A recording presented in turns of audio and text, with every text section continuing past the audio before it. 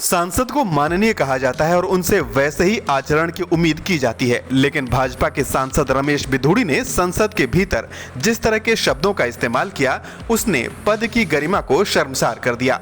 दक्षिणी दिल्ली से भाजपा के सांसद रमेश बिधूड़ी ने जिस तरह के अपशब्द, जिस तरह की सड़क छाप भाषा का इस्तेमाल किया, उसे केंद्रीय मंत्री राजनाथ सिंह बर्दाश्त नहीं कर पाए और उन्हें खेद जताना पड़ा। राज्यसभा सांसद प्रियंका चतुर्वेदी की माने तो केंद्र की सत्ता में आसीन भारतीय जनता पार्टी के वरिष्ठ सांसद रमेश बिधूड़ी ने बेहद अभद्र भाषा का इस्तेमाल बसपा के सांसद दानिश अली के लिए किया।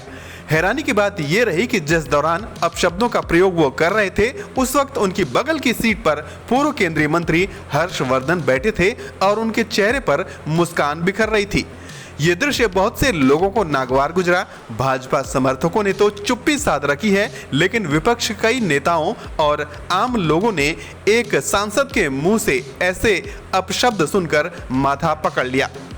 प्रधानमंत्री नरेंद्र मोदी और भाजपा के ज्यादातर नेता बात बात पर जिस लोकतंत्र के मंदिर की बात करते हैं, वहीं पर उनके ही एक सांसद किस तरह से अपशब्दों का इस्तेमाल कर रहे थे, उन्हें बताया नहीं जा सकता।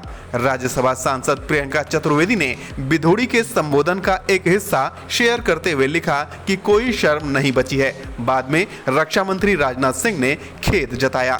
बहरहाल रमेश बिधूड़ी के शब्दों को सदन की कार्रवाई से हटा दिया गया। रक्षा मंत्री राजनाथ सिंह ने कहा कि उन्होंने वो बात नहीं सुनी, लेकिन बिधूड़ी ने अगर ऐसा कुछ कहा है जिससे बसपा सांसद की भावनाएं आहत हुई हैं, तो वो इस पर खेद जताते हैं। रमेश बिधूड़ी अच्छे खासे पढ़े लिखे सांसद हैं। उनसे ऐसी भाषा सुनकर हर कोई हैरान है। दिल्ली में जन्मे बिधूड़ी ने बीकॉम LLB की डिग्री ली है। उन्होंने प्रोफेशन में वकील, बिजनेस, किसान और सोशल वर्कर लिखा है।